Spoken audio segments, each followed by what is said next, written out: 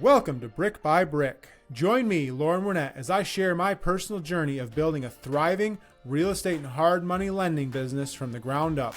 Along the way, we'll explore the strategies, challenges, and breakthroughs that come with growing wealth.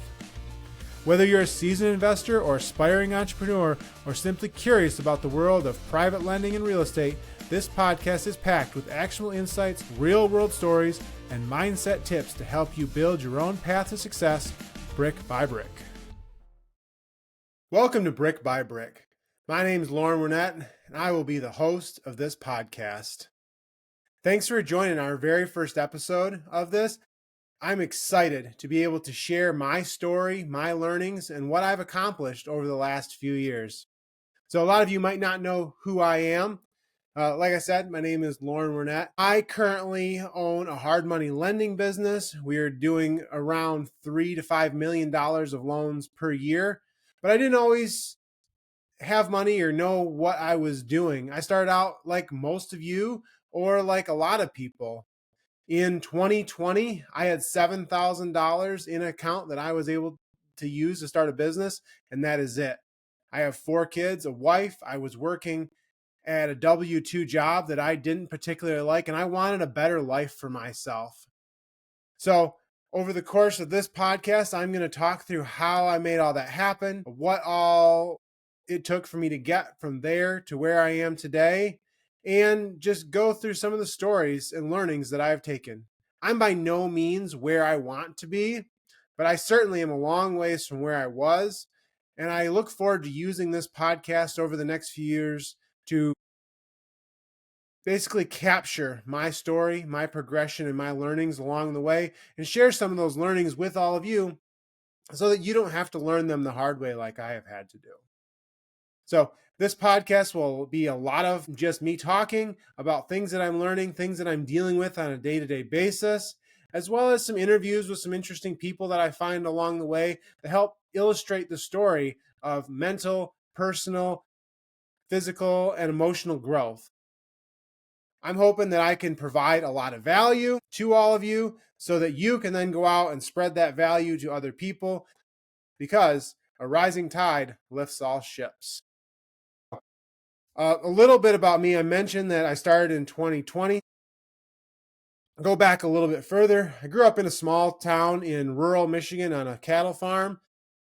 Knew I wanted to have a little bit more to my life, but didn't know exactly how to get there. And so I actually went to school, got a degree in agriculture and a master's in entomology, which is insects. And I worked for a crop consulting firm, basically walking potato fields on a daily basis all summer long and explaining to farmers how they can make their crops better. And I did that from the time I was 16, from the time I got a driver's license, all the way until I was almost 30, all the way through high school, all the way through college and my master's program. And I'm extremely thankful for that opportunity, because it was a lot of really, really hard work, but it created a lot of really strong lessons in my mind. One of which was your network is your net worth. The reason I was able to get a master's at the time was because I was working for a guy that had put a lot of emphasis in working with extension at the university level. And so I was able to meet a lot of the university professors before I even went to college. When I did go to college, I would take those professors' classes. And on the last day of one of my major professors' classes as an undergrad, I turned my final exam in, and he said, "Hey, I've got some money for a graduate student if you're interested." Now, for those of you that don't know, when you get a science graduate degree, in most cases, they basically will pay your tuition, give you a small stipend. I think I made $15,000 a year. And you basically get a free education. And so I got to go to school for 2 years, get a degree, get paid to do it. And at the time, it was great for me because my girlfriend at the time had 2 more years of school. She's now my wife. And so I got to stay in East Lansing and continue to learn. The other thing that really cemented in my mind, besides the network piece, was the importance of being able to talk to people, specifically in a public speaking setting. My major professor at the time knew that I was not going to go on for my PhD. I made that very clear at the very beginning that I was interested in just getting my master's. I didn't want to specialize that much at the time. And so he gave me a ton of opportunities to present to other people. So I presented at industry events. I presented at small groups, large groups. I think the largest group I ever presented at was a few hundred people. And basically, what was happening was I was doing my field research and greenhouse research and then presenting to different industry groups. And when I started out, I was terrible. I stammered through, I basically just read words off a slide. But as you do something more and more and more, you become more comfortable with it. As you get more comfortable with it, you become more accustomed to doing it. You find tips and tricks. You start reading or stop reading off the slides and start talking to the audience. You become more engaging. And generally, my presentation skills just got better and better and better.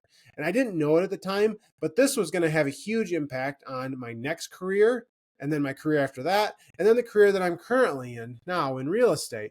And so we use all these skills that we gain through our different life experiences to help springboard us into the people that we are today. And the things that I'm doing today that push me, that make me uncomfortable, those are the things that I'm going to be very good at in 5 to 10 years that will get me to the next level. And the things that I do then that are uncomfortable will get me to the next level. It's a constant push to make yourself uncomfortable, push yourself to be better, and grow. After I finished my master's degree in 2011, I then went to work for that consulting firm where we were looking at 17,000 acres of potatoes on a daily or a weekly basis in central Michigan, and moved into junior partner of that company. It was about 3 years into that I basically decided I didn't want to work 7 days a week, 16 hours a day from June or May until September. My wife was pregnant with our first child, and I needed a change. So at that point, I had not really been and done any sales whatsoever. It was all just consulting. And one of my fraternity brothers came to me and said, "Hey, I've got a sales role in the current company I work for. I'm moving out of that role, moving to another role. I think you'd be great at it." Wrote me a really nice letter of recommendation, and I was able to get that job. And I was able to take those public speaking skills that I had early on from my master's, take those into my sales role. And so I took on a sales style of more consultative selling. And so instead of, hard push or trying to push for the close, I was constantly looking with my customers of how we could make their operation better and what products we had that we could use to get them a better yield, to get them better profit. And again, learn more about public speaking, more about myself.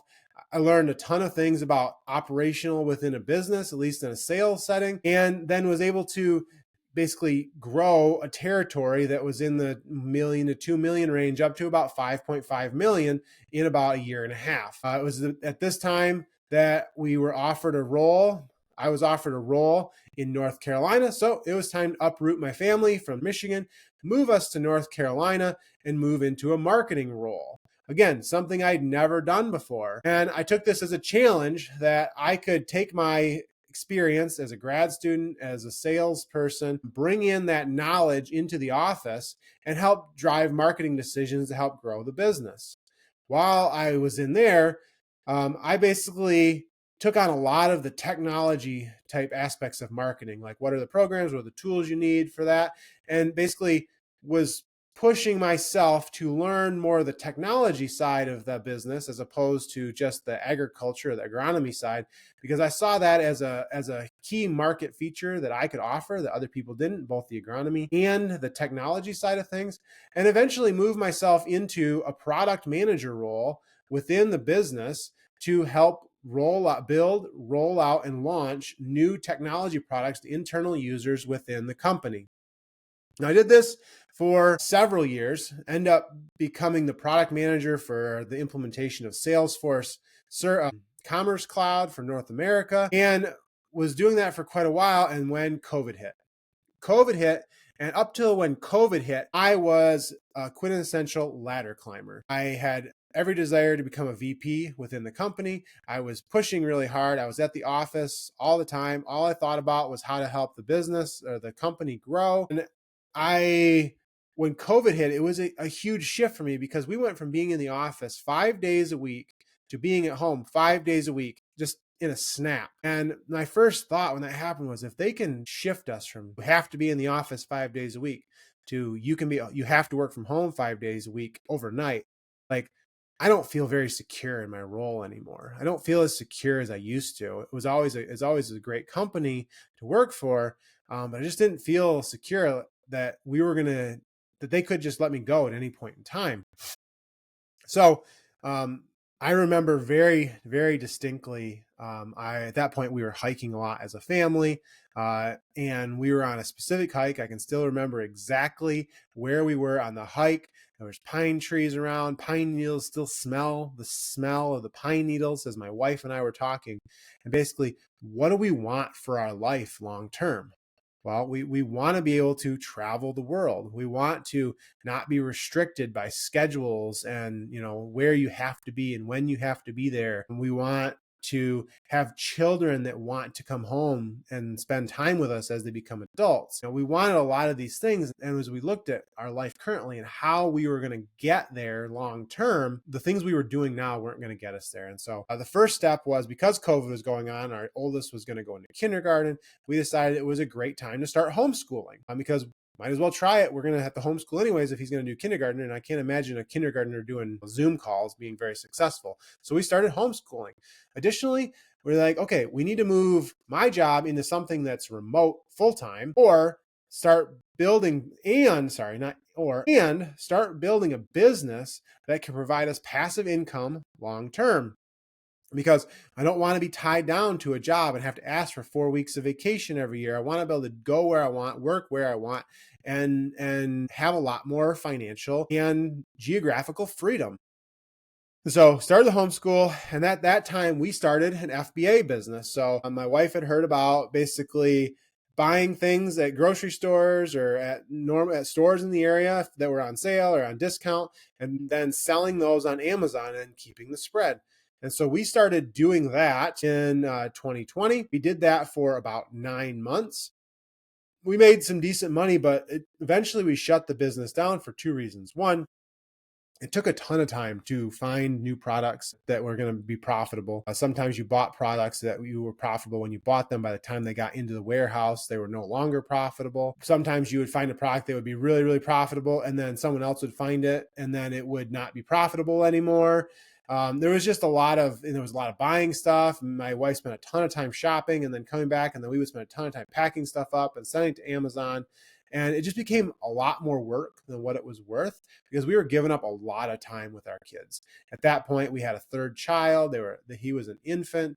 And we wanted to enjoy that time, but find something that both my wife and I didn't have to do constantly, because she was homeschooling and doing that. I was working plus doing that, and we were burning ourselves out. And so at that point, we're like, we need to buy rental properties because it'll be a lot more passive than doing this FBA business. So we shut down the FBA business. At that point, we made about $7,000 of net profit. And that she said at that point, I'm not going to give you any money to buy a rental property. You've got $7,000. If you can't make that work, we'll just have to wait for a few years and save up and start. Now, at that point, I was like, okay, well, $7,000 isn't going to get me a house. I was under the impression at that point you had to have 20% down to buy a house. And so I kind of let it go. I said, well, we won't do anything. Then in 2021, in May, I was talking to a good friend. We were at a bonfire, and I was talking about my ideas around self-storage. And his comment that changed my life was, if you find the right deal, we'll find the money. Because my whole premise at that point was, I don't have the money, I can't do anything. My whole mentality at that point was around can't. I can't do this because I can't do that, or I can't. Never once did I think, how can I do this? How can I make this happen? How can I use what I have now to get where I want to go? Right. And so as soon as he said that, it just broke a dam in my mind that was holding me back. So I immediately started launching into creating business plans, going down avenues. And as you start creating business plans, you start getting a better idea about the business, and you start realizing things. You're like, oh, this isn't going to work. And so my business plan around self-storage quickly shifted to, okay, I'm not going to do self-storage. I'm going to do mobile home parks, right? So then I just started honestly, I'd pull up Google. I would look for mobile home parks like Google Maps, Google Satellite, and look for mobile home parks, and then look to see who owns those. I bought a $20 like hunting app that allows people to find out who the owner of properties is, so you can call them and see if you can hunt there. And I would call these mobile home park owners and just find out if they were interested in selling. And actually got a hold of several mobile home park owners. At this point, remember, I had spent a little bit of money on a creative financing course. I had spent a little bit of money on some other things, but so I was probably down to like $6,000 in my bank account. And I'm going in and talking to two different mobile home park owners. One, we put like a $2 million seller finance offer in on. Another one, we put a $4 million seller finance offer on. And these are great deals. Like if we would have landed those, we would have found the money somewhere. Looking back, I'm extremely thankful that those didn't happen, because I was so green. I didn't even know what I was getting myself into, but I was taking action. I was trying to do something to better my position in the world. Well, along the way, one of the mobile home park owners that I called and talked to, he happened to live in the neighborhood that I live in. And he said, why don't you come up to Rocky Mount, North Carolina? We'll drive around. And so we drove around. We talked for 3 or 4 hours. And it turns out he had just bought a large group of multifamily properties, like 66 units. And him and his son had a 3 triplex that he had just bought like a year ago. They hadn't done much to it, and they were willing to seller finance that to me for a pretty decent amount of money down. But I would at least have a property, and I wouldn't have to really come out of my own bank account, because I figured I could get a HELOC on my primary residence in order to purchase the triplex, renovate it. I knew things were going to appraise at approximately up there, and then I could get it rented out, and it would basically pay for itself. Maybe make some money. At that point, I thought I was going to be able to live off of cash flow. And so I convinced my wife that we would do a HELOC on our primary residence to get the money to start this. The next few months, I went through and renovated the whole property. I evicted all the tenants, renovated the whole property, got new tenants in there, got an appraisal, and refinanced the whole thing. It wasn't a perfect deal. I think I left $20,000 in the deal, but still, I had a cash flowing triplex at that point for basically $20,000 on a HELOC that I wouldn't have had if I had just kept that I can't mindset. And it's like, okay, how do I get my next one? That was my thought. How can I get my next deal? And so over in a few months, I met a business partner. We bought another triplex. It was identical to the first one I had. And then we just started buying properties. He had access to a lot of private money lenders. And this is really where I became aware of the idea of using private money lenders to get them a really, really good return while getting capital to buy properties. And so the general concept is, can I use someone else's money to buy a property? They get a really good return, but I've bought the property and managed it so well that there is a spread between what they get and what we're making, and I get to keep the middle.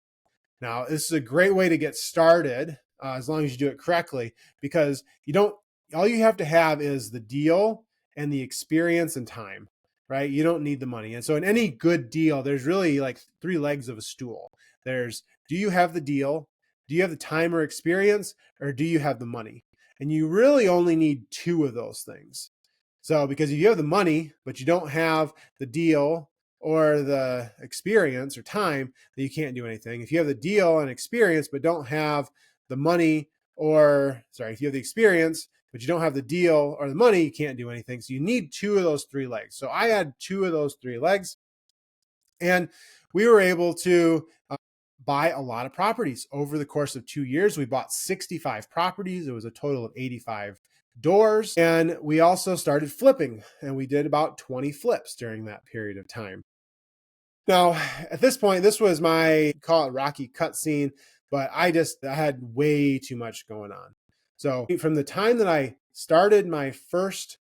bought my first triplex to today, I started 5 different businesses. So I had my business I started for my triplex, and I started a rental business, I started a flipping business, I started a wholesale business, then I started a lending business. And I had too many things going on. There's a great quote that Brandon Turner talks about of like, if you want to get to an island, right? The island is your goal. You need to build a bridge. You don't start building 5 bridges to see which one will get there first. You focus all your efforts on one bridge. So, last year, for beginning of 24, I started cutting bridges. I started shutting down businesses. I started selling out partnerships, and I got myself all the way down to one business, which was the lending business. That's what I want to do. When I look at what businesses to keep, I looked at what do I want to do in 10 years? Not what's going to make me the most money today or what's going to make me the most money in 3 months, but what is going to be the most scalable? What is the thing that's going to bring me the most joy? And what is something that I want to do that fits with my long-term goals in 10 years? And the thing that fit best was our hard money lending business. And so I focused all my efforts on that. I cut out all the other distractions, and then even got to the point where we'd started the hard money lending business in 2023. It was doing pretty well. In 2024, I was dealt a big question.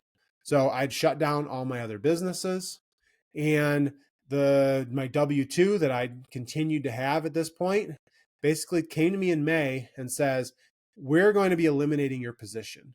We're going to be eliminating all of your team's positions. There's like 5 of us, and we're going to give you 3 months to find a new role within the company. And if you don't find a new role within the company, then you will exit the company and you'll get a severance. And so at that point, I had just a decision. Do I put all my eggs in the basket of this business, making it work, driving that forward? Or do I take the slightly safer route, right, of a company that already has proven that they will cut you if they feel like it, but take the safer route of finding a new position within the company and then putting my dreams and my goals and my business on the back burner? Now, one would be much short-term, much safer, but I believe in my heart, and my wife believed in our heart, that building the business and growing my wealth, my own personal wealth through my business, was going to be a better long-term play. So we decided basically did very little for 3 months with the company. Then I got my severance for 3 more months. So it was a beautiful package, right? I got 6 months just focused on the business hard, and have been fully so focused on the lending business since August of last year, August of 24. And the amount of progress that the company has made since going all in on one business is phenomenal. I think when I left my W-2, at that point, we'd maybe done maybe $750,000 worth of loans just in 24, up to August. And then from August until the end of the year, we made up the difference between $750,000 and 2.7 million of loans total. So we did about almost $2 million of loans from August until December 1st, all because I was focused. On top of that, we built our systems out better. We put a lot of marketing in place. I raised all of that money that we lent out. Almost all of it was raised capital from private monies. I built a funnel to help us raise money. I built my network. I put myself in a place that in the longer term will greatly enhance my life and my business and put me in a very good position long term. And so it's been now over 6 months of being on my own solely. The business is going great. I'm extremely happy that I focused down on one business. I have far less stress in my life. I'm able to focus and give our investors a really good return, provide a super high level of value to our borrowers that use us on a daily basis for gap loans and A&D loans and double closes and things like that. And I think that we have the opportunity to go from $2.7 million of raise in 2024 to around of origination, to around $7 million worth of origination in 2025. But the goal this year is all about stability. How can I bring stability into the business, making sure that my family's fully taken care of, my business partners taken care of, our customers are taken care of, our investors' money is taken care of. And part of that is I, as the CEO and founder of that business, have to continue to grow and push myself because the things that got me to where I am today are not the things that are going to get me to the place that I want to be in 5 years. And so every day is a constant push to improve myself. I do this through working out. I think that that is the foundational piece to anybody being successful. I think that you can be successful if you are not physically active and physically fit. I think it just makes it a lot harder. I think that in the pyramid scheme of success, foundationally is fitness. Second is mental fitness, mental health. Third is focus. Focus falls into that. Third is focus or determination. And then fourth up the line, is actually the tactics and things that you do. All those things that we think of as business, like, oh, did I set up a funnel? Did I create a CRM? All those things, none of that matters unless those foundational pieces are there. Are you focused? Are you consistent? Are you mentally and physically fit? Those things have to be there before the other stuff even matters. Now you can put that other stuff in place, but if you don't have the other pieces, you'll fall off the bandwagon. You won't use it. You won't bring it to the level of potential that it could bring. So I'm super, super excited about the future. I'm super excited about sharing my future and my story along the way with this podcast. And I look forward to seeing the growth that I as a person have from episode 1 to episode 200, in a couple of years, because I know that the person that I'm going to be then is going to be so much different. So other things I do on a daily basis, I read a nonfiction book every single day. I think about what my goals are for 3, 5, and 10 years every single day. I focus not only on business, but I think that a person can't be fully successful unless they are financially successful, they're emotionally successful, they have a strong family life, and that starts personally with their relationship with their spouse and then cascades down to their relationship with their kids. And I want to make sure that I have strong relationships and just a generally good person, because at the end of the day, I truly believe that if I help other people succeed, like their success will trickle to me. Not the intent, but if I'm helping other people be successful, then I too will be successful. And so I've carried that through for years now. I ran a meetup group for a while just to help other people. If new investors call me, I always take time to talk to them, walk them through, see what they're trying to do, give them pointers. And I think it's really important that when you're growing, that you've got kind of two arms, one going up, one going down. You should be always reaching for somebody to talk to somebody that's above you in the spot where you want to be in a couple of years. And you should also be dragging a hand down below to try to help people that are, where you were 2 years ago, because we can't do this on our own. We shouldn't want to do this on their own. And if I can talk to someone above me and find out an answer to a question that would have taken me 6 weeks to find out, and I can find out in 6 minutes, huge benefit for me. And then if I can take that same information and help someone else down below me solve one of their problems in 6 minutes versus 6 weeks, huge benefit to them. So I'm excited to share this journey with you. I hope you guys get a lot of value out of this podcast, and just like and follow the podcast so that you can get the updates when the new ones come out. I'm going to try to do one of these on a weekly basis, and you guys have a great day. Thanks for tuning in to Brick by Brick Wealth Building Conversations. If you enjoyed today's episode, don't forget to subscribe and leave a review. It helps more people find the show. For more tips, resources, and updates on my journey, follow me on Invest with Lauren. Let's keep building wealth, one brick at a time. See you next week.